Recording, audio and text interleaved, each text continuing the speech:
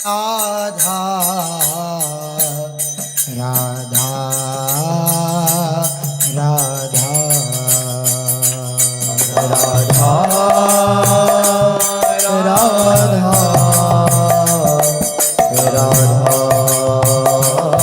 राधा श्री राधा राधा राधा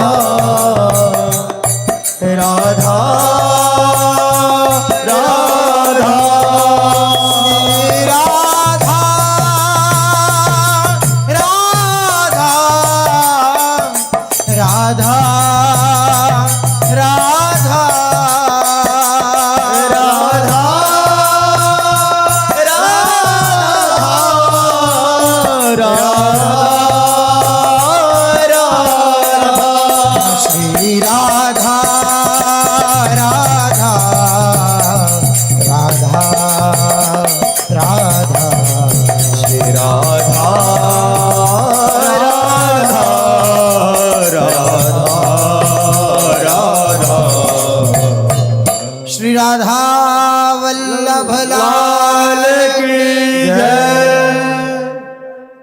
परम सच्चिदानंद घन प्रेमामृत रस प्रवाही श्री युगल सरकार श्री श्यामा श्याम के गौर श्यामल चरणारविंद, यही हमारे जीवन सर्वस्व हैं। यही हमारे परम साधन हैं। यही हमारे चरम साध्य है। कोई कहीं भी मन लगाए, हमें तो अपने मन को देखना है। हमारा मन हमारे प्राणाराध्य प्रभु श्री श्यामा श्याम के सिवा और कहीं न जाए। यही हमें प्रयास भी करना है, याचना भी करनी है, रोना भी है इसी के लिए। बस हमारा मन आपके सिवा और कहीं जाए ना। दृढ़ कर लीजिए ये बात। इसके सिवा हमें और कुछ नहीं चाहिए। इसके लिए हमारी कोई निंदा करे, कोई अवहेलना करे, कोई अपमान करे, बिल्कुल बेपरवाह रहना है। ये जीवन यात्रा में ऐसी परिस्थितियां आती ही रहेंगी। ऐसा नहीं है कि आप प्रिया प्रीतम में मन लगाना चाहते हैं तो सब आपको प्रणाम ही करेंगे, सब आपके अनुकूल ही होगा, ऐसा नहीं है। वही आराध्य देव तिरस्कार की और प्रतिकूलता की लीला करेंगे। धैर्य पूर्वक अपना लक्ष्य दृढ़ रखिए। हमारा लक्ष्य है मन को प्रिया प्रीतम में स्थापित कर देना।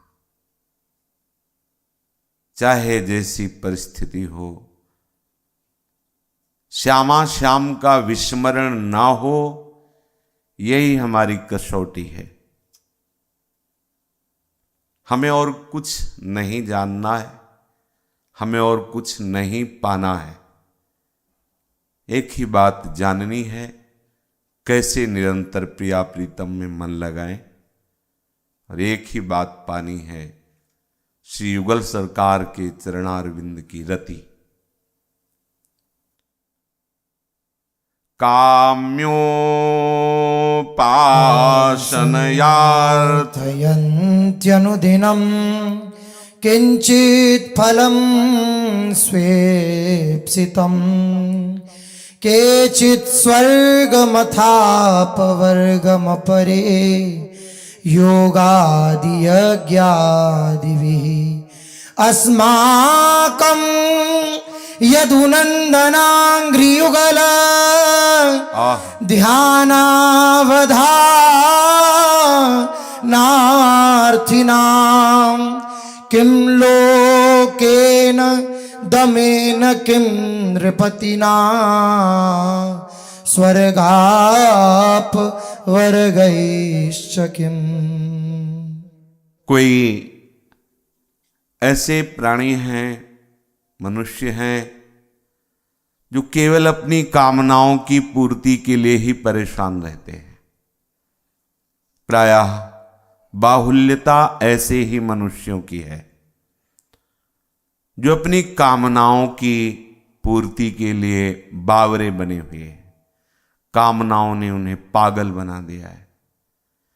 न धर्म का ज्ञान है, न सुख का ज्ञान है। किसे सुख कहते हैं? केवल कामनाओं की पूर्ति हो, इस वृत्ति ने उनको पागल बना दिया है, घोर दुर्गति के मार्ग पर खड़ा कर दिया है। कोई बिरला ही इस काम की अग्नि से अपने आप को बचा पाता है। ये काम बहुत रूपों में है। ये काम कभी भी अघाने वाला नहीं है। ये काम अपूर्ति में क्रोध और पूर्ति में लोभ पैदा करने वाला है। ये काम ही जन्म मरण का हेतु है। अछत काम सुख सपने होना ही। जब तक ये काम अंतःकरण में है, तब तक स्वप्न में भी सुख की संभावना नहीं। पर प्रायः मनुष्य कामोपभोग की लालसा से ही बरतता रहता है, बर्ताव करता रहता है, चेष्टा करता रहता है, विवेक का प्रयोग नहीं कर पाता है। जैसे जैसे कामना की पूर्ति होती है, वैसे वैसे और कामाग्नि बढ़ती चली जाती है। यदि कहीं उसमें बाधा पड़ जाए तो कामः संजायते क्रोधा, क्रोधा स्मृति विभ्रम, स्मृति भ्रंशात बुद्धिनाशो, बुद्धिनाशात प्रणश्यति। बुद्धि का नाश ही संपूर्ण नाश है। प्रणश्यति, क्रोधावेश हो गया, स्मृति गई, बुद्धि का नाश हुआ, पतन हो गया। कोई कोई इस कामना की पूर्ति के लिए देवताओं का आश्रय लेते हैं। कोई भाग्यशाली जन धर्म का आश्रय लेते हैं। कोई कोई कामनाओं की पूर्ति के लिए सर्वलोक महेश्वर भगवान का आश्रय लेते हैं। जो कामांध होकर के धर्म का त्याग करके कामना पूर्ति के लिए भटकते हैं, उनसे तो ये बहुत अच्छे हैं जो अपनी कामनाओं की पूर्ति के लिए देवता या धर्म का आश्रय या फिर प्रभु का आश्रय लेते हैं। ये कामना बहुत सूक्ष्म होती है। ये विचार का अवसर नहीं देती। साधक यदि सावधान नहीं तो उसके पतित होने में देर नहीं लगती। पतित होने का तात्पर्य है भगवद स्मृति से भ्रंश हो जाना, नीचे गिर जाना, भगवद स्मृति रहित हो जाना। मैं कौन हूं, मेरा क्या कर्तव्य है, मैं क्या कर रहा हूं, स्मृति का लोप हो गया, बुद्धि का नाश हो गया। अचानक जैसे कोई भूतावेश होता है, ऐसे कामना सवार हो जाती है। यद्यपि ये पहले स्फुरणा होती है, पर उसमें साधक जो बहुत अंतर्मुख होता है वही पकड़ पाता है कि ये परमार्थ से भ्रष्ट करने वाली बात आ गई। कोई भी कामना, एक जनेंद्रिय जनित मैथुन क्रिया को ही केवल काम नहीं कहते। प्रत्येक इंद्रियों की जो भोग वासना है, शब्द स्पर्श रूप रस गंध, ये सब काम के अंतर्गत ही है। इसी से सृष्टि चक्र चल रहा है, इसी फसाव में सब फंसे हुए हैं। कामना की पूर्ति से कई कामनाएं और जागृत होती है, फिर उनकी पूर्ति की लालसा, बस यही क्रम चल रहा है। उपासक जीव ही स्फुरणा विषय की हो तो सावधान हो जाए।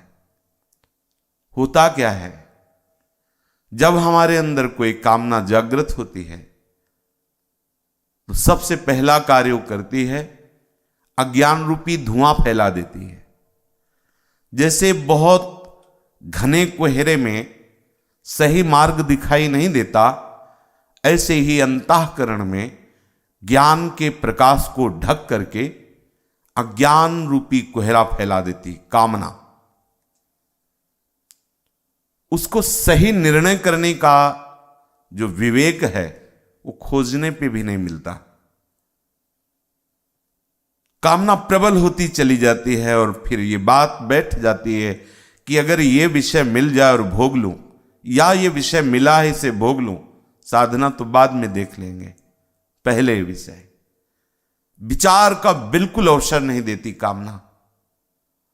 और जो ही उपासक उस कामना की चेष्टा से युक्त होता है तो भगवत प्राप्ति की लालसा, अध्यात्म शक्ति की वृत्ति, शास्त्र सम्मत आचरण करने की सामर्थ्य तत्काल ढक जाती है, उत्साहहीन हो जाता है। परमार्थ उसको एक पहाड़ नजर आने लगता है। धीरे धीरे उसकी वृत्ति ऐसी शिथिल होने लगती है कि लगता है मेरे से तो अब ये भजन, भगवत प्राप्ति, सत्य शास्त्रों का चिंतन, उसके अनुसार चलना, ये अब मेरे से नहीं हो पाएगा। अब वो अपनी मान प्रतिष्ठा बचाने के लिए दंभ का आश्रय ले लेता है, पाखंड। कामनाओं की भीड़ और बाहरी मान प्रतिष्ठा बचाने के लिए दंभ, पाखंड बिल्कुल भगवत मार्ग से बहुत दूर हो गया। ना उसके हृदय में शांति है, ना उत्साह है, पर वो दंभ करके किसी तरह जीवन यापन करता। सोचो कैसा जीवन होगा, कितना दयनीय जीवन उसका है। यदि आप आई हुई स्फुरणा जो काम की है, कामना की है, सह गए, यद्यपि बहुत कठिन है, क्योंकि कामना विचार के लिए समय नहीं देती। 10 मिनट तुम्हें समय देते हैं, इस पर विचार कर लो, फिर ऐसा समय नहीं देती। जैसे प्रबल वायु तुरंत नौका का अपहरण कर लेती है, ऐसे बुद्धि का अपहरण कर लिया। कामना तुरंत संभलो तब तक ले गई। वही संभल सकता है जिसके पास बहुत बड़ा बल है, नाम। श्री हरिवंश नाम बल लहो, अपने मन भाई सबको रहो शरण हरिवंश की। जो भगवत शरणागत है, निरंतर नाम जप करता रहता है, तो कामना की इतनी सामर्थ्य नहीं कि धूल झोंक दे। बहुत सावधान नाम जापक होता है। नाम का ऐसा प्रकाश है कि किसी भी विकार की सामर्थ्य नहीं कि उस प्रकाश को ढक सके। एकमात्र नाम की सामर्थ्य, एकमात्र नाम का प्रकाश ज्ञान विज्ञान को ढक सकती है। कामना योग सांख्य को ढक सकती है। कामना लेकिन नाम बल को कामना नहीं ढक सकती। ध्यान देना, अपार सामर्थ्य युक्त नाम, हरिवंश नाम बिसरे न छिन, श्री हरिवंश सहाय बल। सहायता करते हैं, नामी उसी क्षण से सहायता करते हैं क्योंकि उसकी जिह्वा पर महाबल नाम चल रहा है। ऐसा अद्भुत प्रकाश नाम का, कोई भी अज्ञान की वृत्ति, कामना की वृत्ति उस प्रकाश को ढक नहीं सकती। राम नाम मणिदीप धर, जीह देहरी द्वार, तुलसी भीतर बाहिरो, जो चाहस उजियार। उसी नाम के प्रकाश में वो देखता है कामना, अब तू व्यर्थ का ये आकर्षण मत पैदा कर, अब मैं तेरे झूठे प्रलोभन में फंसने वाला नहीं। नाम चल रहा है, नाम में इतनी सामर्थ, कामना को हावी नहीं होने दिया और उपासक नाम के बल से सह गया। आई हुई कामना की प्रबल अग्नि को नाम बल से उपासक सह गया। अब जानते हो क्या हुआ? और उत्साह बढ़ा, नाम गाने सदा रुचि, समुत्साह और उत्साह। जहां कामना को स्वीकार करने से उत्साहहीन हो गया, परमार्थ का पथ ढक गया, अध्यात्म शक्तिहीन हो गया। जहां कामना को सह गया तो परमार्थ शक्ति का प्रकाश हुआ, उत्साह संपन्न हो गया और उसे पहाड़ नजर नहीं आता। फिर परमार्थ भगवत प्राप्ति बहुत सरल सहज नजर आती है। बचो, आज तक कभी कोई कामना में तृप्ति का अनुभव नहीं कर पाया, क्योंकि क्रिया है, सुख नहीं। केवल क्रिया है, भ्रम है, सुख नहीं। मन 5 ज्ञानेंद्रियों के साथ प्राकृतिक भोगों के आकर्षण में ही मुझ चैतन्य घन को फंसाए हुए है। जब तक आप इस बात को समझेंगे नहीं, तब तक आप अपने को असमर्थ समझेंगे, असहाय समझेंगे। बार बार आपको ये इंद्रियां विषयों के प्रबल आकर्षण में जलाती रहेंगी, पतित करती रहेंगी। आपको लगेगा शास्त्रों में जो बातें लिखी हुई केवल लिखी हुई है, सार नहीं, क्योंकि आपकी बुद्धि कामना ने हरण कर ली है।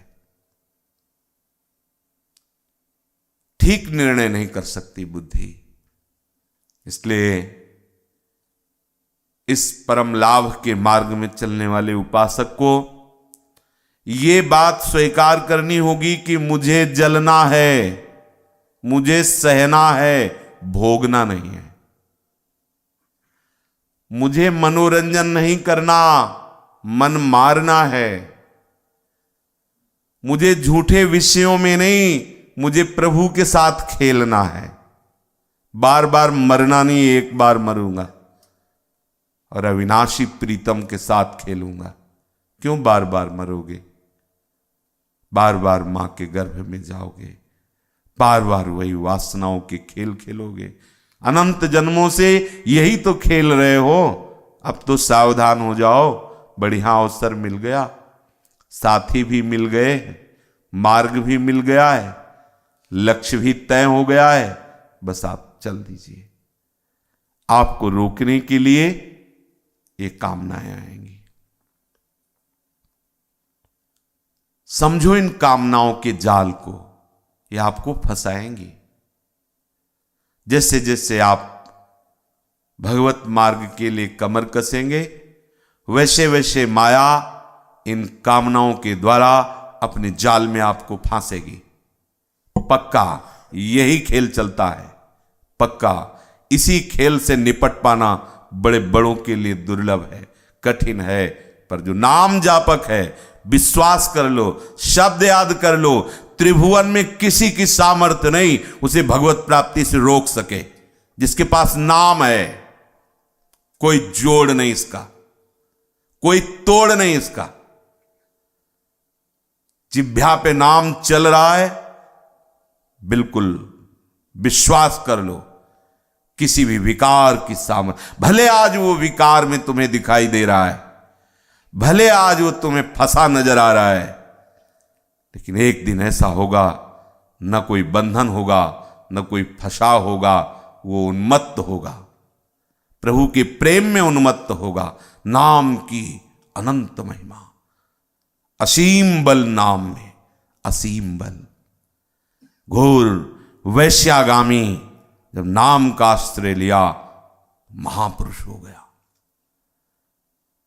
भगवत प्राप्त हो गया, भगवत दिव्य लीलाओं का रचयिता हो गया। नाम, यदि आप नाम छोड़ते हैं, यदि आप नाम में अंतराय आने देते हैं, तो याद रखना ये कामनाएं भी उसी परमात्म शक्ति के द्वारा रचित हैं। ऐसा मत समझना कि वो आपको छोड़ देंगे। महापुरुषों ने जो बहुत सूक्ष्मता से अनुभव किया, वही हानि है, वही सबसे बड़ा दोष है, वही सबसे बड़ा छिद्र है। जिस क्षण आप नाम भूल गए, भजन छूट गया, बड़ी भारी विपत्ति। क्या? कोई न कोई कामना खड़ी हो जाएगी, आपको फंसा लेगी, आपका चिंतन, आपकी शांति, आपका आह्लाद, आपका चैन नष्ट कर देगी। नाम, कोई ऐसे हैं जो अन्य मनवांछित फलों की प्राप्ति के लिए साधन करते हैं। मेरा यश हो जाए, मैं दूसरे के मन की बात जान लूं, मेरा प्रभुत्व हो जाए समाज में, लोग मेरा प्रभाव देखें, कई तरह की मनोकामनाएं होती हैं। क्या होगा इससे? हो सकता है आप किसी महात्मा के सानिध्य से ऐसे मंत्र आदि प्राप्त कर लें जिनसे सिद्धियां मिल जाए। ऐसा होता है। जैसे अवधूत शिरोमणि भगवान दत्तात्रेय जी का आश्रय लेकर उनकी सेवा करके शास्त्रावाव अर्जुन बहुत सी सिद्धियां प्राप्त की। बड़ा बलशाली, 88,000 वर्ष तक जवान रहकर विषयों का भोग भोगा, खूब संपत्ति रही। हुआ क्या? परिणाम क्या हुआ? 88,000 वर्ष एक थोड़ा लंबा स्वप्न समझो, स्वप्न ही है। परिणाम क्या हुआ? क्या आत्मानंद की प्राप्ति हुई? क्या भगवत अनुरागी हुआ? इतने बड़े अवधूत शिरोमणि महापुरुष का संग करके और ऐसे आचरणों से युक्त हुआ कि परिणामतः परशुराम भगवान ने उसे काट दिया। क्या हुआ? इसलिए मेरा प्रभुत्व हो जाए, बहुत ही यशस्वी बनूं, लोग मेरा नाम जाने। कौन लोग जानेंगे? कौन जानेगा?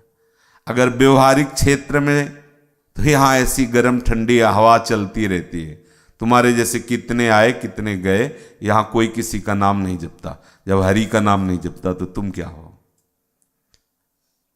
रहे न रावण सम अभिमानी, हिरणाकश्यप संबरदानी, खान विभव की खान, जगत में कुछ दिन के मेहमान, भजले श्री भगवान, जगत में कुछ दिन के मेहमान। कुछ दिन के लिए आए हो, कौन तुम्हारा नाम जानेगा? बड़े बड़े महल खंडहर पड़े, कबूतर वहां हगते हैं, ऐसा लगता है प्रेतों का वास हो रहा है। बड़े बड़े पहाड़ जैसे महल है, कई जगह हमने देखे, खंडहर पड़े। सोचा था कि मेरा नाम होगा, कि इतना बड़ा महल में क्या नाम होगा। काल सबको रौंदता चला जाता है। बड़े बड़े बलवान हुए, विद्वान हुए, बड़े बड़े सब मिट्टी में मिल गए। इसलिए मनोवांछित फल की प्राप्ति की ये चाह छोड़ दो। स्वप्न में हो जाग जाओ, मोह निशा सब सो अनिहारा, देखे स्वपन अनेक प्रकारा। जग जाओ। जगोगे ना तो हरि के सिवा कोई नहीं है। किसका नाम चाहते हो? अपना नाम। कौन हरि जपे तो तुम हरि हरि जपो। हरि आपका। ये यथा माम प्रपद्यन्ते तास तथैव भजाम्यहम्।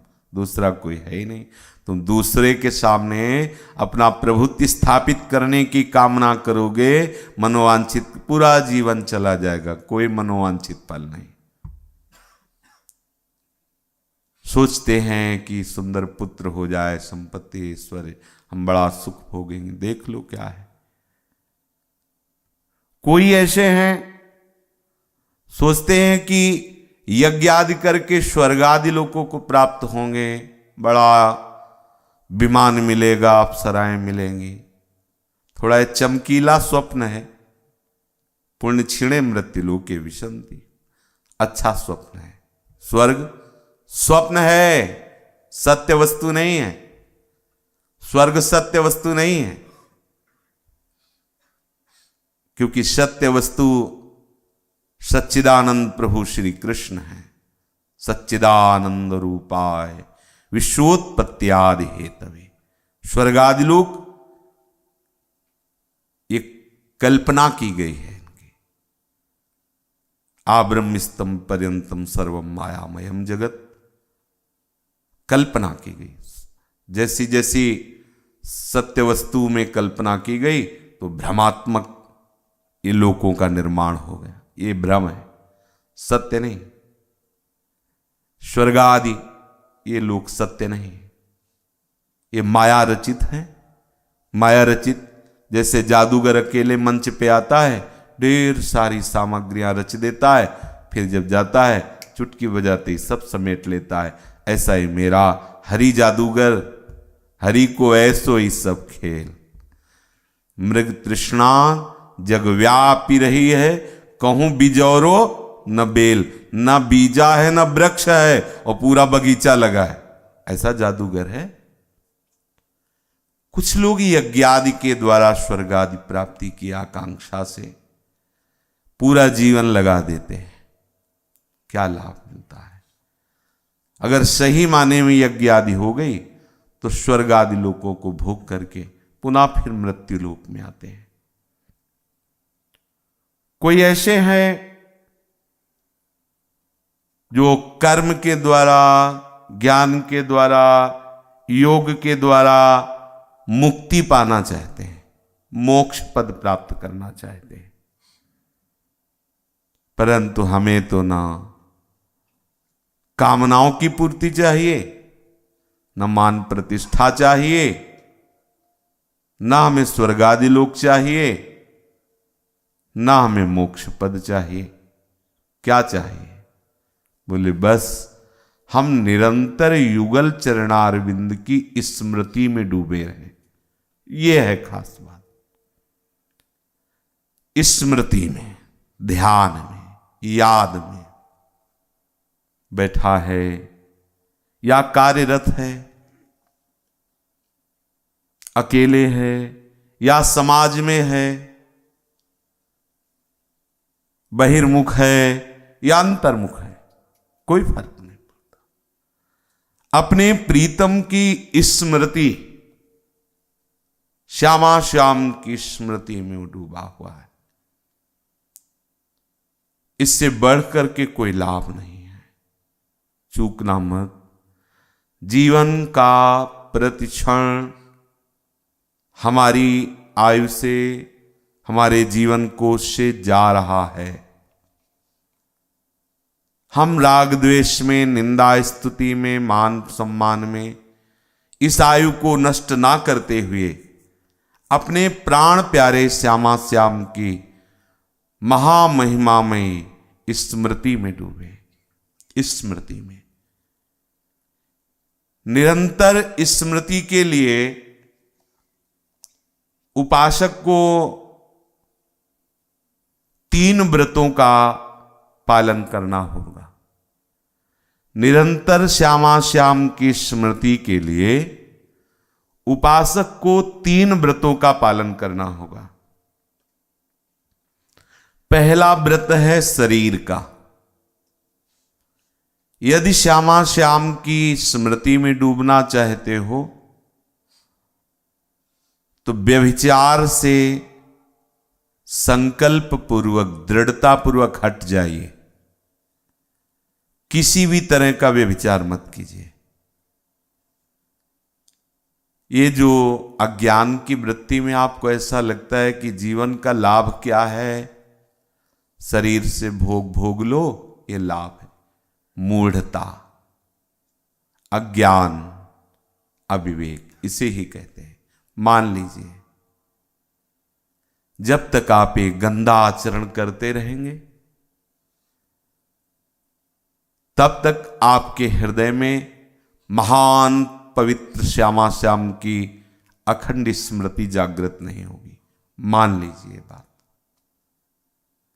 आप सोचें कि सब कृपा से हो जाएगा और हम व्यभिचार करें, हम गंदे आचरण करें। भूल में मत रहना।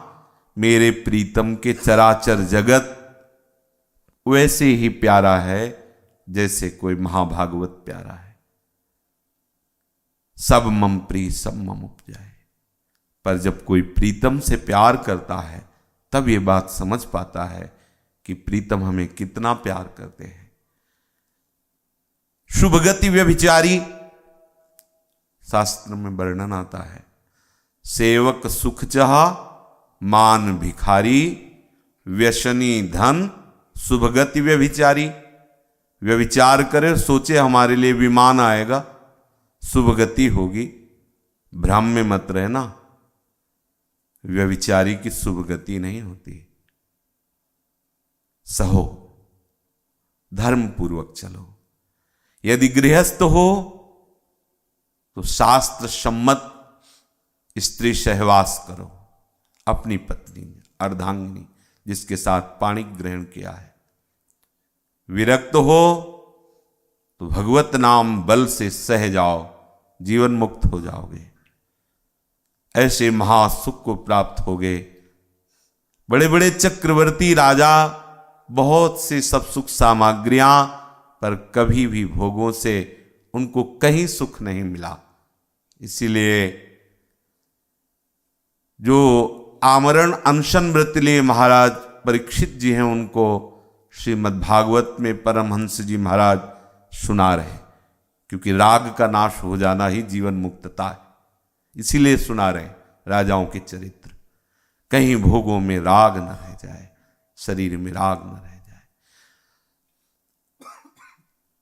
आप व्यभिचार करें और गंगा स्नान करें बार बार तो भी आपका शरीर पवित्र नहीं होगा। व्यभिचार करें और भी शरीर पवित्रता की चेष्टाएं करें। कुछ लोगों को ऐसा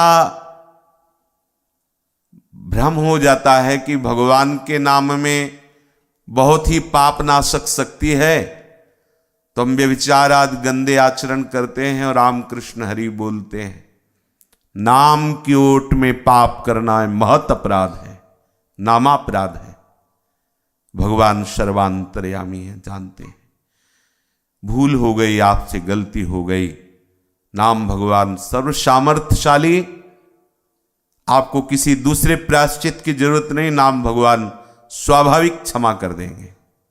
लेकिन आप नाम की ओट में, नाम का सहारा लेकर व्यभिचार करें, पापाचरण करें तो नामापराध होता है। सावधान रहिए। यदि आप श्यामा श्याम की अखंड स्मृति में डूबना चाहते हैं तो शारीरिक व्यभिचार से बचिए। दूसरा, शरीर के द्वारा किसी की हिंसा ना हो, ऐसी सावधानी रखिए। स्वाभाविक अनजाने में कोई घटना घट जाती है तो भगवत नाम संभाल लेगा। आप जा रहे हैं, थोड़ी असावधानी हुई, पैर से कोई कीट मर गया या कोई कभी ऐसी घटना घट गई, तो जानबूझकर किसी भी जीव की हिंसा मत कीजिए। जैसे आपको अपना मनुष्य शरीर प्यारा है, ऐसे ही हर जीव को अपना शरीर प्यारा है। हर जीव को, किसी को पीड़ा मत पहुंचाइए, हिंसा मत कीजिए। और किसी की वस्तु चोरी मत कीजिए। यदि आप व्यभिचार नहीं करेंगे, हिंसा नहीं करेंगे, दूसरे को पीड़ा नहीं पहुंचाएंगे, दूसरे के स्वत्व का अपहरण नहीं करेंगे, चोरी नहीं करेंगे, तो गंगा नहाने की जरूरत नहीं। आपका शरीर स्वयं पवित्र हो जाएगा, क्योंकि जिनके चरणों से गंगा जी निकली वो हृदयाराध्य प्रभु हृदय में विराजमान है। आप खूब तीर्थ अवगाहन करें और बार बार ये सब गंदे आचरण करते रहें, तो हमें लगता है कोई लाभ नहीं मिला तीर्थों के अवगाहन का, क्योंकि आपकी मलिनता तो बनी हुई है, पापाचरण तो हो ही रहा है, पाप प्रवृत्ति हो रही। कुछ लोगों को भ्रम हो जाता है, दान पुण्य कर देंगे, तीर्थ स्नान कर लेंगे तो हमारे पाप नष्ट हो जाएंगे और फिर पुनः नए पाप करेंगे। इस भ्रम में मत रहना। अलग अलग हिसाब है, सुकृत का अलग है, दुष्कृत का अलग है। वो तो जो भगवत प्राप्ति के मार्ग में चलते हैं उनके भजन के प्रभाव से पाप नष्ट हो जाते हैं, और सुकृत उनको प्रणाम नमस्कार सेवा करने वालों के पास चले जाते हैं, पाप और पुण्य दोनों से मुक्त होकर वो भगवान को प्राप्त होते हैं। नहीं तो सुकृत करोगे तो वो फल मिलेगा, दुष्कृत करोगे, ऐसा नहीं कि आपने कोई सुकृत कर लिया तो आपके पाप नष्ट हो गए, ऐसा नहीं। वो सावधान। तो शरीर का व्रत ये व्यभिचार नहीं, हिंसा नहीं, पर पीड़न, दूसरे को दुख नहीं पहुंचाना, दूसरे के स्वत्व का अपहरण नहीं करना। दूसरा व्रत है वाणी का। जिस जिह्वा से हम नाम जप करते हैं कभी वैष्णव निंदा ना हो। भैया सारा संसार प्रभु के चलाए चल रहा है, फिर वैष्णव तो हरिदास हैं, वो तो हरि के हैं ही।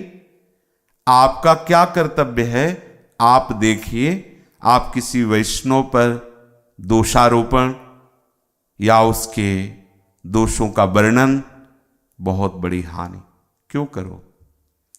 वैसे किसी की भी निंदा नहीं करनी, क्योंकि सब अपने स्वभाव में बरत रहे। सुनहु तात मायाकृत गुण और दोष अनेक, गुण या उभय न देखी, देखी सो अविवेक।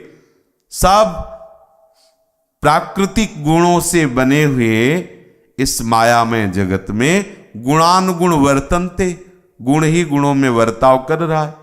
किसकी निंदा करें, किसकी हम अवहेलना करें। सब अपने अपने स्वभाव में बरत रहे। तेरे भावे जो करे भलो बुरो संसार, नारायण तू बैठ के अपनो भवन बुहार। नियम ले ले, चुगली न करे, निंदा न करे, क्या मिलेगा। भक्तन निंदा अति बुरी, भूल करे जिन कोय, किए सुकृत बहु जन्म के छिन में डारे कोई। पर निंदा के किए ते आवत नहीं कछुआत, मूरख पर्वत पाप को ले चल अपने साथ। जिस वाणी से परम पवित्र हरिनाम जप रहे, राधा नाम जप रहे, उसी वाणी से नाम जापक वैष्णव की निंदा करें और सोचे नाम का प्रभाव हृदय में प्रकाशित हो जाए, असंभव। इसलिए व्रत लीजिए, ये नियम लीजिए, वाणी से हम कभी वैष्णव निंदा नहीं करेंगे। यद्यपि प्रायः चूक हो जाती, जहां चार खड़े हुए बात शुरू की तहां बस निंदा स्तुति। यहां कौन श्रेष्ठ है कौन लघु है भैया, सब उसी परम प्रकाश का खेल हो रहा है। यहां ना कोई छोटा है ना बड़ा है, ना कोई उत्तम है ना कोई अधम है। वही वासुदेव उत्तम अधम का खेल खेल रहा है। जान पाओ तो जान लो, नहीं गुण धर्म में ही फंसे रहोगे। वो अच्छा वो बुरा, वो ऐसा, ये नहीं करना चाहिए, वो करना चाहिए। कभी ईमानदारी से भगवान को साक्षी करके देखो तुम्हें क्या करना चाहिए, तुम क्या कर रहे हो। कभी देखो तो मुंह बंद हो जाएगा तुम्हारा, बोलना बंद हो जाएगा तुम्हारा। ये जो वैष्णव निंदा करते रहते हैं, ये अपने पुरखों तक को नरक पहुंचाते हैं। जैसे जो वैष्णव सेवन करता है, वैष्णव आराधना करता है और हरि चिंतन करता है, तो कहते 21 पीढ़ियां तर जाती हैं।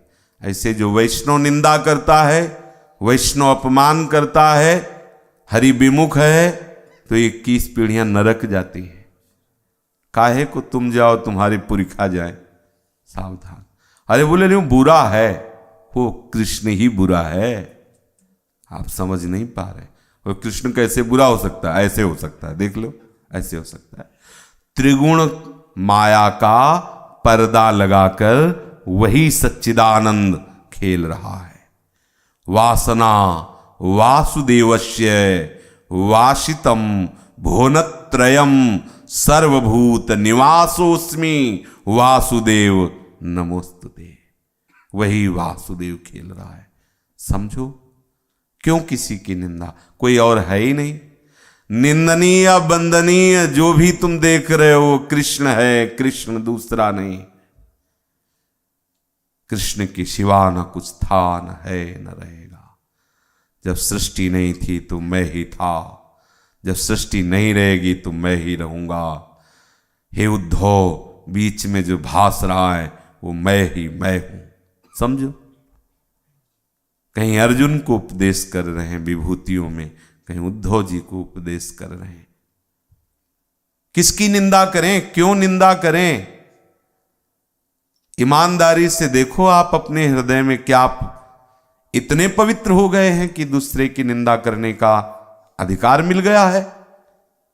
यदि आप पवित्र होते तो दूसरा कोई दिखाई ही नहीं देता, और जब दूसरा दिखाई दे रहा है तो बोलने का अधिकार है ही नहीं, क्योंकि गलत हो आप। प्रभु के सिवा कोई नहीं है।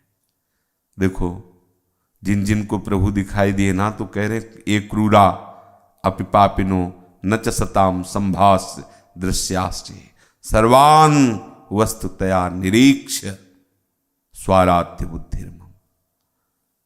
कोई भी ऐसा महापुरुष नहीं जो इस स्थिति से आगे न बढ़ा हो।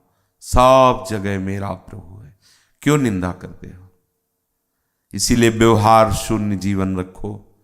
जहां ऐसा लगे कि इनसे मिलने से हमारी निंदा आदि की वृत्ति बढ़ेगी, मत मिलो, मौन रहो, मत बोलो। तो वाणी का व्रत चुगली या निंदा ना करना। शास्त्र स्वाध्याय, हितकर वाणी और नाम जप, नाम कीर्तन। और मन से भी कभी किसी का अहित ना सोचना, ये मन का व्रत है। जैसे कोई हमारा अपमान करता है, हमारी अवहेलना करता है, तो हम शरीर से चेष्टा नहीं करते, वाणी से नहीं करते, पर मन से मनाने लगते हैं, भगवान इसका बुरा हो जाए, ऐसा मनाते हैं। ये बहुत परेशान करता है, इसका ऐसा हो जाए। ये नहीं होना चाहिए, क्योंकि भगवत प्राप्ति मन से ही होनी है ना। आप मन को क्यों गंदा कर रहे हैं? उसी समय दिखाइए कि जिस मन से आप बुरा सोच रहे हैं, जिसके लिए वो तुम्हारा प्रीतम ही है, तुम अपने प्रीतम का बुरा सोच रहे हो, उनका बुरा होना नहीं तुम्हारा हो जाएगा, क्योंकि वो तो अविनाशी है, वो तो आनंद घन है, घनीभूत। वहां पुलाई नहीं है। तुम्हारा श्राप, तुम्हारा वरदान, तुम्हारी कोई बात वहां प्रवेश कर पावे, वो तो घनीभूत है, घन है, घन, जहां बिल्कुल पुलाई नहीं है। वो लौट आएगी बात और आपको मलिन कर देगी। मन से किसी का अहित नहीं। अगर आता है ऐसा, किसने हमारा अपमान किया, इसका मंगल तत्काल प्रभु प्रभु करुणामय प्रभु, आप हो, मैं समझ नहीं पा रहा नाथ, ये गलत सोच रहा हूं, क्षमा करो प्रभु, आप ही हो। बस तत्काल ऐसा चिंतन करने लगो। मन से भी किसी की तरफ देख करके भोग वासना का संकल्प ना करना, ये मन की पवित्रता है। मन से ब्रह्मचर्य है। किसी की तरफ देखा, मन मलिन हुआ, तत्काल मानसिक प्रणाम करो, दोबारा देखो मत, नाम जपने लगो, बचो, कहीं संकल्प ना हो जाए, कहीं कोई वासना अपना जाल न बूंदे। निष्कपट इन 3 व्रतों का जो पालन करता है तो उसके हृदय में श्यामा श्याम की अखंड स्मृति जागृत हो जाती है। चलते हैं पूर्व प्रसंग में। भगवान श्री कृष्ण और भगवान शंकर का युद्ध हो रहा है। भगवान शंकर को ब्रह्मास्त्र के द्वारा युद्ध से विरत करके बाणासुर को प्रभु दंड दे रहे हैं, उसकी भुजाएं सुदर्शन चक्र के द्वारा काट रहे हैं। जब भगवान शंकर ने देखा अब 4 ही भुजा रह गई तो आकर खड़े हो गए और भगवान श्री कृष्ण को प्रणाम करके कहने लगे, प्रभु ये मेरा दास है, कितना भी अपराध बन जाए प्रभु, पर दास तो दास ही होता है, नाथ इसे क्षमा कर दीजिए। और भगवान शंकर स्तवन करते हैं प्रभु श्री कृष्ण का, त्वं हि ब्रह्म परम ज्योतिर्गूढ़ं ब्रह्मणि वाङ्मये यं पश्यन्त्यमलात्मानः आकाशमिव केवलम् नाभिर्नभोऽग्निर्मुखमम्बुरेतो द्यौः शीर्षमाशा श्रुतिरङ्घ्रिरुर्वी चन्द्रो मनो यस्य दुगर्कयात्मा अहं समुद्रो जठरम भुजेन्द्रः। हे प्रभु, आप वेद मंत्रों में तात्पर्य रूप से छिपे हुए परम ज्योति ही स्वरूप परब्रह्म हैं। महादेव जी प्रभु श्री कृष्ण से कह रहे हैं, बड़े बड़े शुद्ध हृदय महात्मागण आपके आकाश के समान सर्वव्यापक निर्विकार स्वरूप का साक्षात्कार करते हैं। प्रभु परम पवित्र हैं। जिनका हृदय परम पवित्र हो जाता है उन्हें याचना नहीं करनी पड़ती, स्वयं भगवत साक्षात्कार हो जाता है। ये जो शारीरिक मानसिक वाचिक व्रत बताए, इन्हीं के द्वारा पवित्र हुआ जाता है। गंदे आचरण, गंदा चिंतन, ये गंदी वाणी, इनका त्याग करने से और निरंतर नाम जपने से हृदय निर्मल हुआ, भगवत साक्षात्कार हो जाता है। महादेव जी कह रहे हैं, हे प्रभु, शुद्ध हृदय महात्मागण आपके आकाश के समान सर्वव्यापक निर्विकार स्वरूप का साक्षात्कार करते हैं।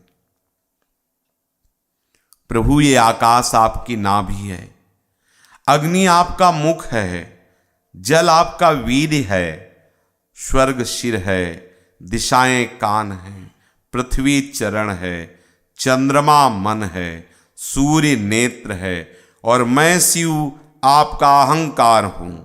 समुद्र आपका पेट है, इंद्र आपकी भुजा है, धान्यादि औषधियां आपके रोम हैं, मेघ केश हैं, ब्रह्मा आपकी बुद्धि है, प्रजापति लिंग है और धर्म हृदय है। इस प्रकार समस्त लोक और लोकांतरों के साथ जिसके शरीर की तुलना की जाती है वो परम पुरुष आप ही हैं। हे अखंड ज्योतिष स्वरूप परमात्मन, आपका यह अवतार धर्म की रक्षा और संसार के अभ्युदय अभिवृद्धि के लिए हुआ है। हम सब भी आपके प्रभाव से ही प्रभावान्वित होकर सातों भुवनों का पालन करते हैं। प्रभु, आप सजाति विजाति और स्वगत भेद से रहित हैं। आप एक हैं, अद्वितीय हैं, आदि पुरुष हैं।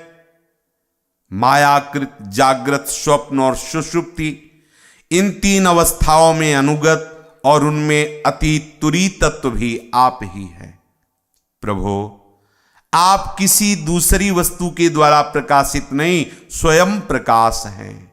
हे श्री कृष्ण, आप सबके कारण हैं, परंतु आपका ना तो कोई कारण है और ना तो आप में कारणपना ही है। हे भगवान, ऐसा होने पर भी आप तीनों गुणों की विभिन्न विषमताओं को प्रकाशित करने के लिए अपनी माया से देवता, पशु, पक्षी, मनुष्य आदि शरीरों के अनुसार भिन्न भिन्न रूपों में प्रतीत होते हैं। प्रभु, जैसे सूर्य अपनी छाया बादलों से ही ढक जाता है और उन बादलों तथा विभिन्न रूपों को प्रकाशित करता है, उसी प्रकार आप तो स्वयं प्रकाश हैं, परंतु इस माया के तीन गुणों के द्वारा मानो अपने आप को ढके रहते हैं। समस्त गुणों तथा गुणाभिमानी जीवों को प्रकाशित करते हैं। आपकी महिमा अनंत है, इसलिए हे अनंत, हम आपको प्रणाम करते हैं। यन्माया मोहित धिया पुत्रदार ग्रहादिषु उन्मज्जन्ति निमज्जन्ति प्रसक्ता व्रजिनार्णवे। प्रभु, ये आपकी माया का प्रभाव तो देखो। ये लोग स्त्री में आसक्त हैं, पुत्र में आसक्त हैं, शरीर में आसक्त हैं, घर में आसक्त हैं, धन में आसक्त हैं, भोगों में आसक्त हैं। ये आपकी माया का प्रभाव है, ये आपकी माया के कारण आसक्त हैं। महान दुख भोग रहे हैं, दुख पर दुख, उसी में डूब रहे हैं, फिर भी निकलने की चाह नहीं है। ये आपकी माया का प्रभाव। भारी से भारी दुख संकट में है, पर वो प्रभु का स्मरण नहीं करते, प्रभु का नाम जप नहीं करते। वो नहीं मुक्त होना चाहते, वो यही चाहते हैं कि घर परिवार या नाना प्रकार की भोग सामग्री इसी के बीच में रहो। कैसी प्रबल माया है, जो हमारा नहीं है, केवल मायाकृत रचना है। उस रचना में हम अपने अमूल्य जीवन को नष्ट कर दे। भय लगता है कि अरे कहीं ऐसा ना हो कि ऐसा करने से अपराध बने। नहीं नहीं, प्रभु आदेश कर रहे हैं। जननी जनक बंधु सुत दारा, तन धन भवन सुहृद परिवारा, सबकी ममता ताग बटूरी। कोई और है ही नहीं, मेरे प्रभु श्री कृष्ण हैं, तो अपराध कैसा। श्री कृष्ण की प्राप्ति के लिए ही हमारा मनुष्य जीवन है। अगर कहीं आप राग करते हैं, आसक्त होते हैं, तो ये हमारे श्री कृष्ण की माया का प्रबल वेग तो देखो कि आप दुख पे दुख भोग रहे हैं, जान रहे हैं आपका कोई नहीं, फिर भी आप आसक्त हैं देह में, गेह में, परिवार में। यन माया मोहित धिया, कैसी बुद्धि मोहित हो गई। पुत्रदार गृहादिषु, बस यही मेरे है। उन्मज्जन्ति निमज्जन्ति, उसी में डूब रहे, उसी में दुख भोग रहे। कलह है, अशांति है, नाना प्रकार की व्याधियां हैं, विपत्तियां हैं, फिर भी बचने का उपाय है। श्री कृष्ण चरणारविंद का आश्रय, पर नहीं बच रहे। मामे ये प्रपद्यन्ते, है उपाय, सुदृढ़ उपाय, पक्का, पर वो नहीं बचना ही नहीं चाहते, चाहते इसी में डूबू मरूं। हाँ, ऐसी विचित्र माया। उनसे कहो धामवास करो, कहते नहीं, इस दीवाल को हमने बनाया है और हम मरे तो इसी दीवाल के नीचे मरे, इसी घर में मरे। हमारे बुजुर्गों की ये पीढ़ी है, इस डेहरी में मरे और यही भूत बन के रहे, चाहे छिपकली बन के इसी दीवाल में रहें, धाम में वास करना, नाम जप नहीं कर। बड़ी विचित्र। जब मोहित लोगों की बातें सुनो ना तो हंसी आती है कि कैसी कैसी बातें करते। तुम्हें क्या पता कितनी मेहनत से घर बनाया है। हाँ, हम तो भगवान से यही मनाएंगे कि हमारी आखिरी श्वास उसी घर में छूटे। ऐसे लोग ऐसे, हाँ, बड़ा विचित्र। उन्मज्जति निमज्जति, उसी में डूबते उतराते हैं, पर निकलना नहीं चाहते। प्रसक्ता व्रजनारणवे, कैसा अपार समुद्र दुख का है। संसार के मनुष्यों को ये मानव देह हे श्री कृष्ण आपने कृपा करके दिया है। महादेव जी बोल रहे आपने कृपा करके दिया है।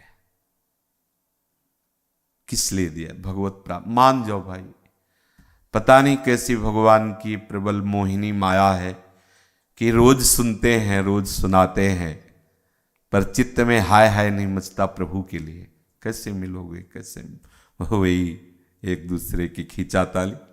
यहां मुक्त नहीं होना चाहते, एक दूसरे की टांग पकड़ के वही घसीटा जाए। वो बेचारा निकलना चाहता है तो जो नहीं निकल रहा वो टांग पकड़ के घसीटना चाहता है। कहाँ जा रहे हो यार? इतने दिन साथ रहे हो, अब कहाँ जाओगे? यही आओ मरो। यही वो घसीटता है।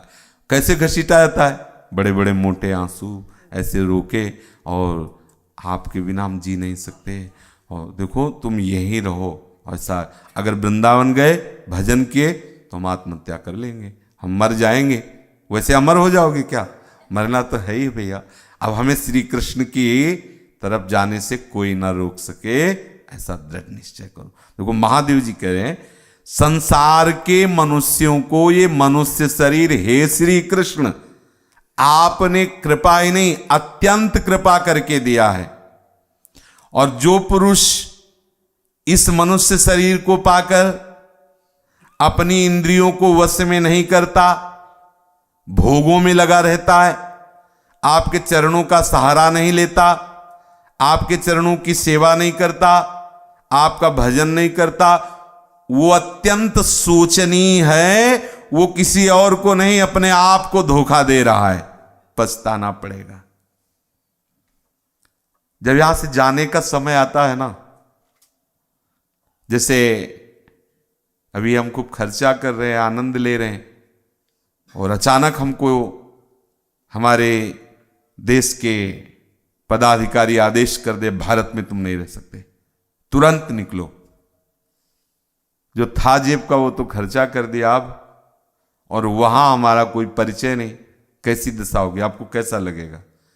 ऐसे ही यहां जो सुकृत है ना, ये जो आपको सुखद लग रहा है ना, सुखद है नहीं, सुकृतों के कारण लग रहा है। दुखद लग रहा है ना, दुखद नहीं, दुष्कृत के कारण लग रहा है। अगर सुकृत और दुष्कृत दोनों आपके क्षय हो जाए तो श्री कृष्ण साक्षात्कार हो जाए, क्योंकि वही है, ना सुख है ना दुख है, श्री कृष्ण है। ये जो सुखद दुखद लग रहा है ना, ये सुकृत और दुष्कृत के कारण है। अब वो यहां भोगों में इतना रमा हुआ है और एकदम कागज आ गया, फरमान आ गया, जिंदगी एक किराए का घर है, एक ना एक दिन बदलना पड़ेगा। मौत जब तुमको आवाज देगी इस घर से बाहर निकलना पड़ेगा। ढेर मिट्टी का हर आदमी है, बाद मरने के होता यही है। या सलीमों में तुरकत दबेगी या चिताओं में जलना पड़ेगा। इतना ही खेल है। अब जब पर्चा हाथ में आया, चलो, और ऐसे इतने इतने दांत भयानक यमदूत आए, टट्टी पेशाब एक ही घुड़क में छूट गई। अब वहां हरि कृष्ण राम को स्मरण करने का बचा ली। सुकृत तो भोगों में खर्चा कर दिए, दुष्कृत लाद लिए, तब उनकी तरफ देखता है जिनके लिए पूरा जीवन खर्चा किया। मनाते हैं भगवान उठा लो इसको, कौन इसकी टट्टी फेंके, कौन इसके खखार खखार के थूकता, उठा लो भगवान। उब गए, उठा। अब वो सोचता कोई तो प्यार से देखे, और सब मना रहे हैं कि बांस काट के रखो, छूटने वाला ही है, मतलब ज्यादा देर नहीं रखना है, पहले से बांस और मार्किन वार्किन पहले से व्यवस्था कर लो। मन पछताई है, और अब अंतिम यात्रा में उसका कोई साथी नहीं, और जो कमाई थी वो खर्चा कर दी। तभी गोस्वामी जी कह रहे हैं, सुत बनिता आदि जान स्वार्थ रत ना करुणे सभी दे। और यदि आपने नाम जप किया है तो आ गए हरि पार्षद। देखा, नारायण बोला, आ गए पार्षद। जहां जैसी भावना है वैसी ही यात्रा। विमान से तो विमान से, नहीं तो डोली से। हमारे वृंदावन की यात्रा विमान से नहीं होती, डोली से होती है। सुंदर पालकी पुष्पों से सजा करके और उसमें उस सखी को विराजमान करके सहचरियाँ मंगल गान गाते हैं, नाम कीर्तन करते श्री जी से मिला देते हैं। जा हे ये लाभ ले, काहे को आंसू बहाते हुए नरक की यात्रा करोगे? कोई साथी नहीं है, कोई साथी नहीं, एकमात्र श्री कृष्ण नाम राधा नाम साथी। इस साथी को अपना हृदय हार बना लो, इसको कभी भूलो मत। महादेव जी कहते हैं बहुत धोखेबाज अपने आप को धोखा दे रहे हैं जो मानव शरीर प्राप्त करके आपका भजन नहीं करते। प्रभु आप सबके प्यारे हैं, सबकी आत्मा हैं, सबको बहुत प्यार करते हैं। अब जैसे माता पिता मना करते हैं उधर मत जाना, और जैसे बच्चा गया अब वहाँ उसकी हानि हुई, शरीर की कोई कीड़ा काटा या कुछ हुआ, कहते भोग लो फिर। ऐसे हमारे हरि प्यार हमें बहुत करते हैं, पर जब कह रहे हैं कि इधर मत जाना, तस्मात् शास्त्रम प्रमाणम ते कार्याकार्यो व्यवस्थित हो, ये नहीं करना, ये करना, जो नहीं करना वो तुम कर रहे हो, तो कह रहे पिट लो पहले, फिर जब पुकारोगे तो फिर तुम्हें रास्ता दे देंगे। मृत्यु का ग्रास हो तुम, मृत्यु का ग्रास, ग्रास माने कवल, काल कवल, बस वो तोड़ लिया है, बस ऐसे चबाना उसको बकाया रह गया है। और हित महाप्रभु तो कहते हैं कि बस लीलना बकाया रह गया, चबा भी लिया है। 50 वर्ष तो चबा गए, 50 वर्ष की आयु हो गई तो मतलब 50 वर्ष चबा गए, अब कितने सेकेंड क्या पता। जैसी हरिवंश प्रपंच बंच सब ये काल ब्याल को खायो। मृत्यु का ग्रास मनुष्य अपने आप को धोखे में डाल रहा है जो भजन नहीं कर रहा है। दुख रूप तुच्छ विषयों में सुख बुद्धि करके उनके पीछे भटकता है। कितना मूर्ख है, अमृत स्वरूप आपको छोड़कर वो विष खा रहा है। मैं महादेव, ब्रह्मा, सारे देवता, विशुद्ध हृदय वाले ऋषि मुनि सब प्रकार से सर्वात्म भाव से हे श्री कृष्ण आपके शरणागत है, क्योंकि आप ही हमारे प्रीतम हैं, आप ही हमारे ईश्वर हैं।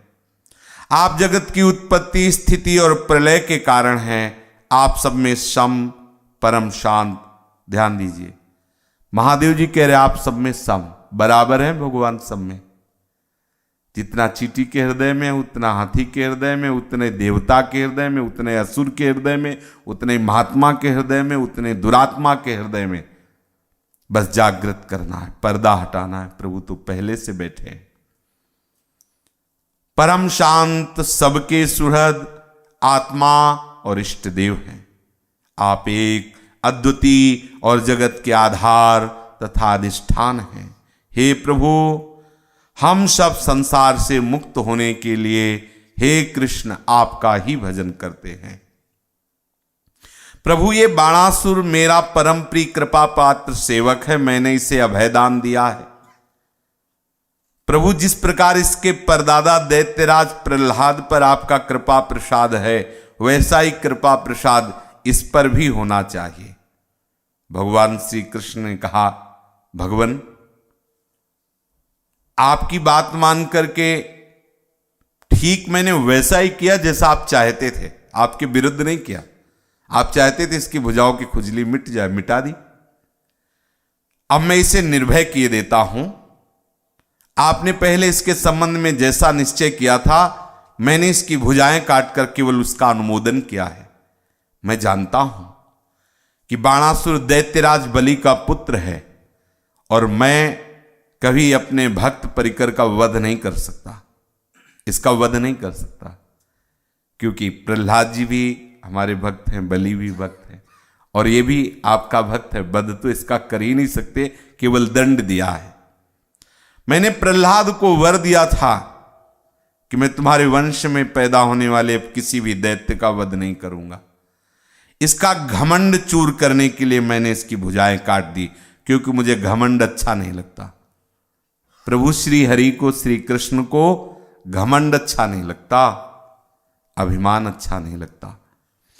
इसकी बहुत बड़ी सेना पृथ्वी के लिए भार हो रही थी, इसलिए मैंने उसका संहार कर दिया। अब इसकी 4 भुजाएं बची हैं, ये बनी रहेंगी और ये बाणासुर आपके पार्षदों में मुख्य होगा। अब इसका कभी किसी प्रकार से कोई भय स्पर्श नहीं करेगा, ऐसा भगवान श्री कृष्णचंद्र जी ने कहा। श्री कृष्ण से इस प्रकार अभय दान प्राप्त करके बाणासुर ने साष्टांग लौटकर धरती में माथा टेक कर प्रभु श्री कृष्ण को प्रणाम किया और अनिरुद्ध जी को और अपनी पुत्री उषा के साथ रथ पर बैठाकर भगवान के पास ले आया। इसके बाद भगवान श्री कृष्ण ने महादेव जी की सम्मति से वस्त्रालंकार विभूषित उषा और अनिरुद्ध जी को एक अक्षोणी सेना के साथ आगे करके द्वारिका के लिए प्रस्थान किया। इधर द्वारिका में भगवान श्री कृष्ण के शुभागमन का समाचार सुनकर खूब द्वारिका को सजाया गया था। बड़ी बड़ी सड़कों और चौराहों पर चंदन मिश्रित इत्र आदि से छिड़काव किया गया था। नगर के नागरिकों, बंधु बांधवों और ब्राह्मणों को आगे आकर खूब धूमधाम से भगवान का स्वागत किया गया। शंख, नगारे और ढोलों की तुमुल ध्वनि हुई। प्रभु श्री कृष्ण द्वारिकापुरी में प्रवेश किए। जो भगवान शंकर के साथ भगवान श्री कृष्ण की इस विजय कथा का प्रातःकालीन उठकर स्मरण करेगा, श्रवण करेगा, उसे कोई भी परास्त नहीं कर सकता, कोई भी विघ्न उसे परास्त नहीं कर सकता जो इस चरित्र को सुनेगा। एक दिन की बात है कि सांब, प्रद्युम्न, चारुभान और गद आदि यदुवंशी राजकुमार घूमने के लिए उपवन में गए थे। वहां बहुत देर तक खेल खेलते हुए उन सबको प्यास लगी। अब वो इधर उधर जल की खोज करने लगे तो पास में ही एक कुआं दिखाई दिया।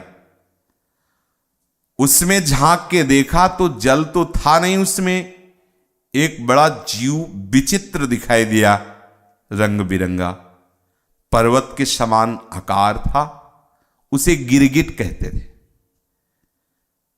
उसे देखकर उनको बड़ा आश्चर्य हुआ। हृदय में करुणा भर गई कि इसे ऐसे गहरे कुएं से बाहर निकाल दिया जाए, पर बहुत प्रयास किया, उस गिरगिट को नहीं निकाल पाए सांबादी।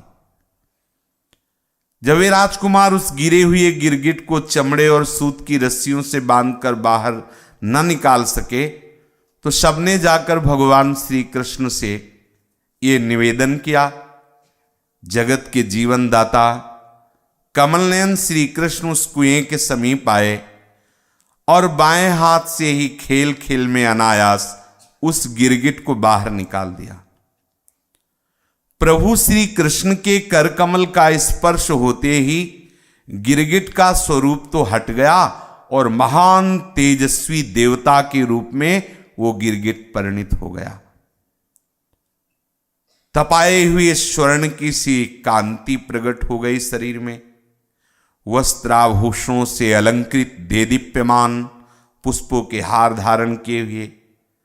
यद्यपि भगवान श्री कृष्ण जानते थे कि ये कौन है, पर उस दिव्य पुरुष से सब कोई परिचय जान ले, सर्वसाधारण को मालूम हो जाए कि ये दिव्य पुरुष कौन है, गिरगिट क्यों बने।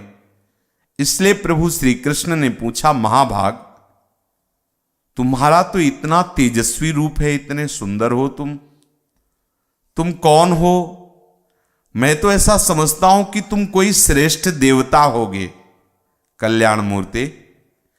ऐसा कौन सा कर्म हो गया तुमसे जो तुम इतने तेजस्वी होते हुए भी गिरगिट योनि को प्राप्त हुए और एक ऐसे अंधेरे कुएं में पड़े हुए भोग रहे थे? वास्तव में तुम इसके योग्य नहीं हो। हम सब जानने के इच्छुक हैं तुम्हारा वृत्तांत, इसलिए अगर उचित हो तो आप अपना परिचय और वृत्तांत बताइए। अनंत मूर्ति प्रभु श्री कृष्ण ने जब उस देव मूर्ति तेजस्वी पुरुष से ऐसा प्रश्न किया तो सूर्य के समान जाज्वल्यमान मुकुटों से प्रभु श्री कृष्ण को बार बार प्रणाम करके उस तेजस्वी पुरुष ने कहा, प्रभु, मैं महाराज इक्ष्वाकु का पुत्र राजा नृग हूं। जब कभी किसी ने आपके सामने दानियों की चर्चा की होगी तो मेरा नाम अवश्य आया होगा, आपके कानों में पड़ा होगा। प्रभु, आप समस्त प्राणियों की एक एक वृत्ति के साक्षी हैं। भूत और भविष्य का व्यवधान भी आपके अखंड ज्ञान में किसी प्रकार की बाधा नहीं डाल सकता।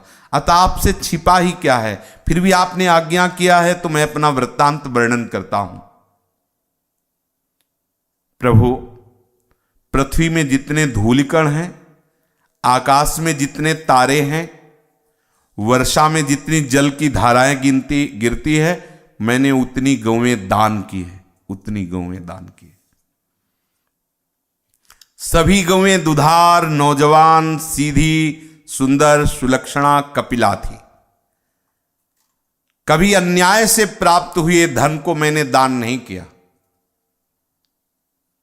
ये ध्यान दीजिए, जो लोगों को भ्रम है कि मैं हिंसा, छल कपट, पापाचरण करके धन कमाऊं और दान कर दूं, भंडारा कर दूं, संतों को दे दूं तो मैं निष्पाप हो जाऊंगा, ध्यान देना, आपको और पाप लगेगा।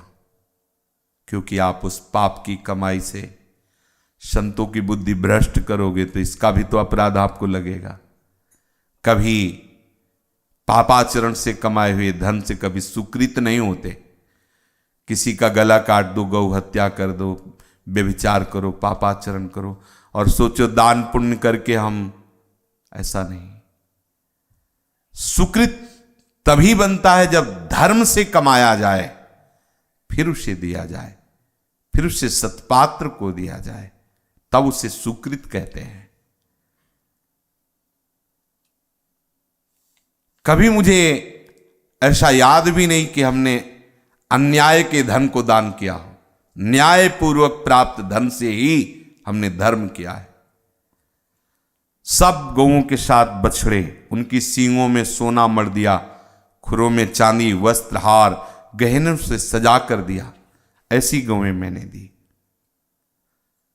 युवावस्था से संपन्न श्रेष्ठ ब्राह्मण कुमारों को, जो सद्गुणी, शील संपन्न, कष्ट में पड़े हुए कुटुंब वाले, दंभ रहित, तपस्वी, वेद पाठी शिष्यों को विद्यादान करने वाले तथा सच्चरित्र होते, उनको मैंने गौएं दान की, वस्त्राभूषणों से अलंकृत करके। सोना, घर, घोड़े, हाथी, दासियां, कन्याएं, तिलों के पर्वत, चांदी, सैया, वस्त्र, रत्न, गृह सामग्री, रथ, ये सब दान किया। बहुत से यज्ञ किए, कुएं, बावली बनवाया। ये जितना वर्णन हुआ ना, ये एक कृष्ण नाम के बराबर नहीं है, एक कृष्ण नाम के बराबर नहीं, ध्यान रखना। पर क्या है, मलिन बुद्धि कृष्ण, कोई मेहनत तो लगी नहीं, लगा क्या, आधा किलो सोना दान किया, 1 किलो सोना दान किया, चांदी दान किया, छाती में फुलरा चढ़ गया, अरे भाई सोना दान किया है, भाई तुम्हें क्या पता छत्र दान किया है। ये एक कृष्ण नाम के बराबर त्रिभुवन में ये जितने दान वर्णन किए ना, एक कृष्ण नाम के बराबर नहीं। मान लो, चूको मत, एक एक श्वास में बहुत महंगा सौदा है जो आप बोलते हैं राधा राधा राधा, कृष्ण कृष्ण कृष्ण कृष्ण, बहुत बढ़िया हिसाब मिलेगा, राजा बाबू हो जाओगे। कहे हरिदास तवें चिरजीवो, कुंज विहारी चितावन, चिरंजीवी होगे, महान सुख आपके चरणों में रहेगा। मान जाओ अभी। ये इसलिए अंधेरा डाला जाता है कि आप कमा ना पाओ। आप जिनको नाम में रुचि हो गई, जान लो बाजी जीत गए, जीत गए। देख लो, ये तो अहेतुकी कृपाल श्री कृष्ण की कृपा है, नहीं तो इतना सब करने पे कहां पड़े हैं, अंधेरे कुएं में गिरगिट बने पड़े हैं। और व्यभिचारी वैश्यागामी नारायण बोल दिया तो परम पद में हरि पार्षद आ गए। इधर उधर मत डगमगाओ, नाम पकड़ो नाम। पर पूर्व दुष्कृतों के कारण नाम में विश्वास नहीं होता, नाम में रुचि नहीं होती। महाराज नृग प्रभु श्री कृष्ण को बता रहे हैं, सब द्वारिका के जन भी एकत्रित है, एक दिन किसी दान न लेने वाले तपस्वी ब्राह्मण की एक गाय बिछुड़कर मेरी गौशाला में आ गई। महाराज, मुझको बिल्कुल इसका पता नहीं था और मैंने वो गाय दूसरे ब्राह्मण को अनजान में दान कर दिया। जब उस गाय को जो मैंने दान किया था वो दान लेने वाला ब्राह्मण लेके चला, तब उस गाय का असली जो मालिक ब्राह्मण था वो आ गया। उसने कहा, ये गाय तो मेरी, कहाँ लिए जा रहे हो? तो उसने कहा, गाय मेरी, अभी अभी महाराज मृग ने मुझे दान किया है। वे दोनों ब्राह्मण आपस में झगड़ने लगे। कहा, यदि ऐसी बात है तो तुमने मेरी गाय चुरा ली। भगवान न्याय मेरे सामने रखा गया। जो गाय लेके जा रहा था उसने कहा, आपने दान दिया? मैंने कहा हाँ। तो उस असली ब्राह्मण ने कहा, फिर तुमने मेरी गाय चुरा ली। कहा, भगवान मुझे पता ही नहीं। अब राजा कोई गौ सेवक तो है नहीं, कोई एक एक गाय को जानता, गौशाले से दान कर रहा है। उन दोनों ब्राह्मणों की बात सुनकर मैं बहुत भ्रमित हो गया। क्या करें, जैसे गिरगिट ऐसे क्या करें। धर्म संकट में पड़ गया। दोनों ब्राह्मणों के पैर पड़कर विनय की, कहा कि 1 लाख उत्तम गौएं ले लो। जो ब्राह्मण की गाय असली में थी उससे कहा, 1 लाख गौएं दूंगा, आप इस गाय। नहीं, मैं दान नहीं लेता, क्यों लूं तुमसे, मुझे अपनी गाय चाहिए। दूसरे ब्राह्मण ने जो दान ली थी उससे कहा, 1 लाख गाय तुम्हें दूं, तुम ये गाय छोड़। उसने कहा, नहीं, हमें तो ये भगवान की लीला होती, मुझे 1 लाख नहीं चाहिए, मैं लूंगा तो यही गाय लूंगा। उनका मुझ सेवक पर यह अपराध बनने जा रहा है, आप लोग बचा लीजिए। देख लो धर्म की कितनी सूक्ष्म गति है। और इसीलिए कहते हैं कि हरिनाम जापक और भागवत धर्म में चलने वाला आंख मूंद के दौड़े तो गिरेगा नहीं। यहां गिड़गिड़ाने की जरूरत नहीं कि अपराध लग जाएगा, बचा लो, हरि अपने आप संभालेंगे। नाम जप करो, दौड़ते चलो हरि की तरफ, करो सदा तिनके रखवारी, जिम बालक राखे महतारी।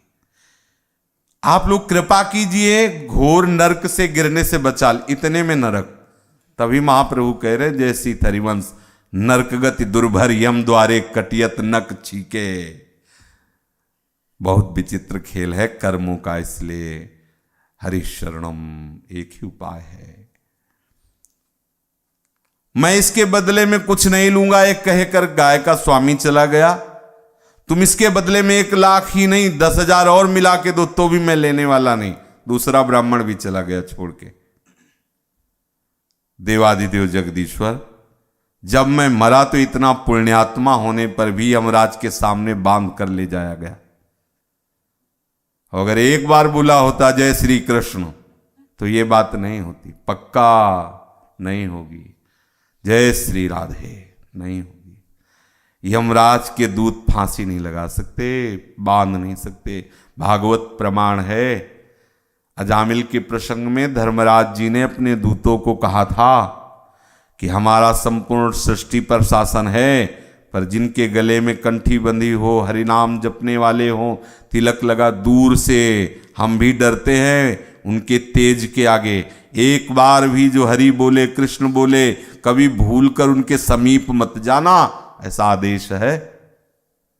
ध्रुवदास जी ने भी 42 लीला में लिखा है कि भगवान श्री कृष्णचंद्र जी ने श्री यमराज जी से कहा, तुम्हारा सबका न्याय करने का अधिकार है, लेकिन एक बार जो मेरा नाम ले ले वो तुम्हारे दरबार में न्याय के लिए नहीं आएगा, वो अलग हो गया। तो इतना महंगा नाम है, इतना महिमा में नाम, तुम एक बार क्यों, हम हर श्वास में लेंगे, घाटा क्यों सहे, श्वास श्वास नाम लेंगे। बांध के ले गए, प्रभु के सामने बोले हैं, देखो झूठ तो हो नहीं सकता कि इतनी गौएं, हाथी, रथ, ये 100-200 ग्राम तिल, ये कह रहे पहाड़ दान के तिल के, सोना चांदी सब। यमराज ने कहा, राजन तुम पहले अपने पाप का फल भोगना चाहते हो या पुण्य का? ये सबसे नहीं पूछा जाता, ये विशिष्ट पुण्य आत्माओं से पूछा। ये थोड़ी कि यहां को पाप करो, जब बोले पाप का बोले पहले पुण्य का फल, ऐसे ले। जो विशिष्ट लोग हैं, जिन्होंने बहुत पुण्य किए हैं, थोड़ा पाप बन गया है, उनको छूट है। आप कौन सा दंड भोगना चाहते हैं? तुम्हारे दान और धर्म के फलस्वरूप तुम्हें ऐसा तेजस्वी लोक प्राप्त होने वाला है जिसकी कोई सीमा नहीं। यमराज से मैंने कहा कि फिर मुझे पहले पाप का फल भोगने दीजिए। जे ही मैंने ऐसा कहा तो यमराज ने कहा पतित हो जाओ। जे भी उन्होंने ऐसा कहा तो इस कुएं में अपने को गिरगिट रूप में देखा। ये भगवान का बड़ा विचित्र खेल है। कहां ऐसे पुण्यात्मा राजा, कहां कुएं में गिरगिट बन करके। मैंने अपने को गिरगिट रूप में देखा। प्रभु, मैं ब्राह्मणों का सेवक रहा हूं, बड़ा उदार बड़ा दानी रहा हूं। प्रभु, आपकी भक्ति भी कर रहा हूं। शायद उसी का फल हुआ कि आपने मुझे बचा लिया, मुझे दर्शन दिया। यहां प्रभु की भक्ति का तात्पर्य भगवान श्री कृष्ण के नाम रूप की उपासना से नहीं, मतलब शास्त्र आज्ञा से मतलब है। प्रभु की आज्ञा शास्त्र है। धर्म पूर्वक चलना, दान पुण्य करना, राजा अपने कर्तव्य, तो भगवत उपासना ही मानी जाती है। प्रभु, ये आपकी कृपा ही का ही फल है कि मुझे पूर्व जन्म की पूरी स्मृति याद है। प्रभु, बड़े बड़े शुद्ध हृदय योगीश्वर, उपनिषदों की दृष्टि से अभेद दृष्टि को प्राप्त हुए महात्मा जन सदैव आपका ध्यान करते रहते हैं, इंद्रियातीत।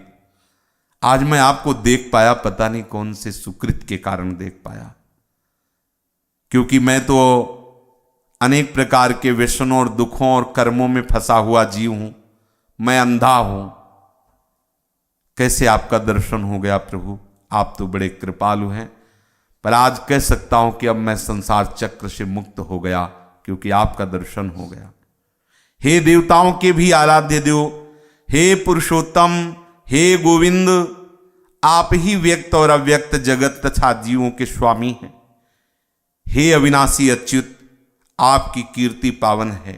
हे अंतर्यामी नारायण, आप ही समस्त वृत्तियों और इंद्रियों के स्वामी हैं। प्रभु, हे श्री कृष्ण, मैं अब देवलोक अपने सुकृतों के प्रभाव से जा रहा हूं, पर प्रभु मैं आपसे एक वरदान चाहता हूं।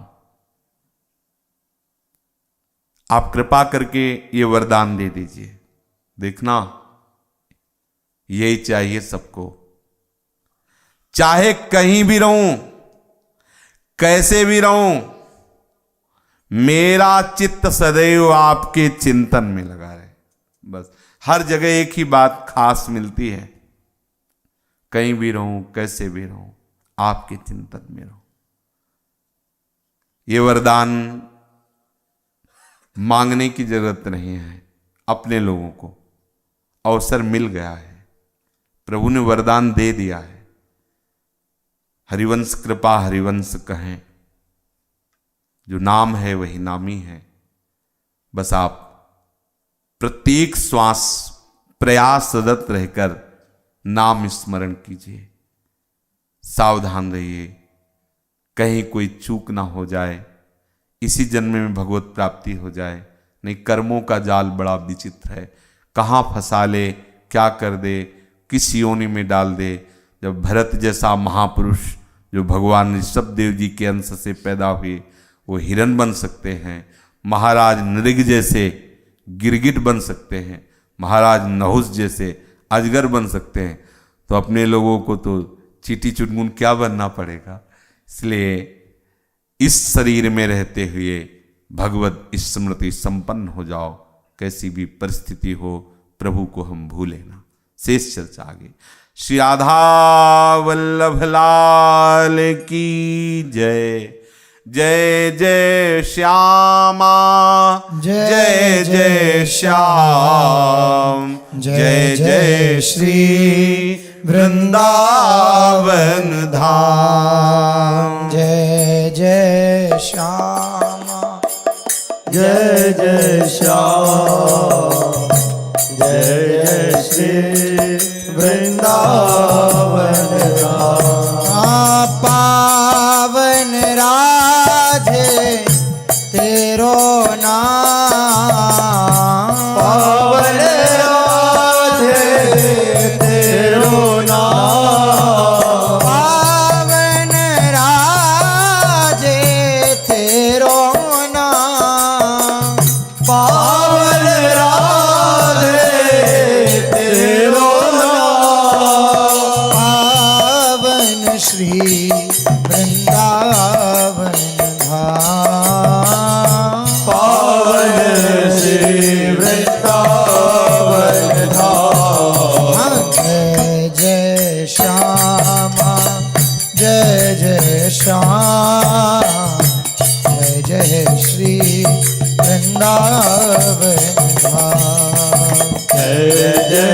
श्याम जय जय श्री वृंदावन श्री राधा राधा राधा राधा श्री राधा राधा राधा राधा श्री राधा राधा राधा राधा श्री राधा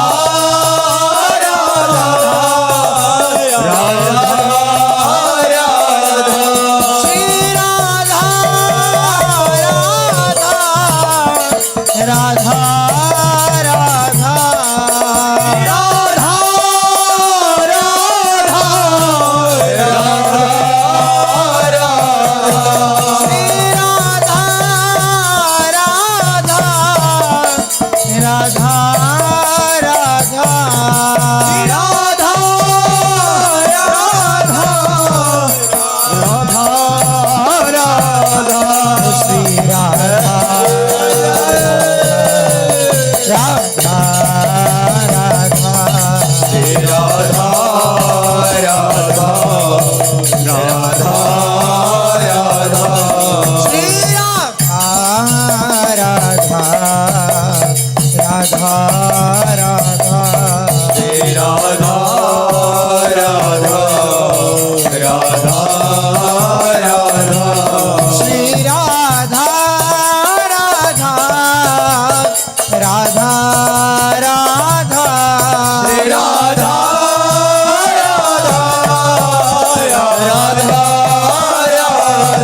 श्री राधा राधा राधा श्री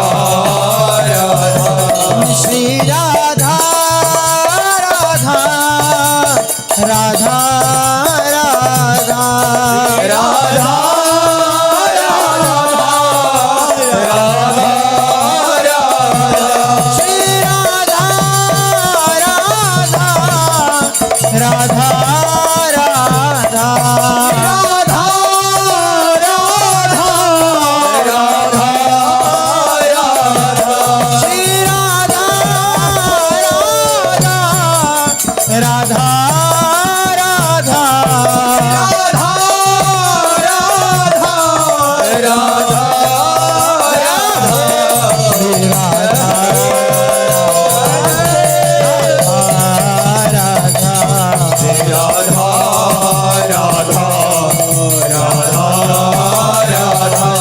श्री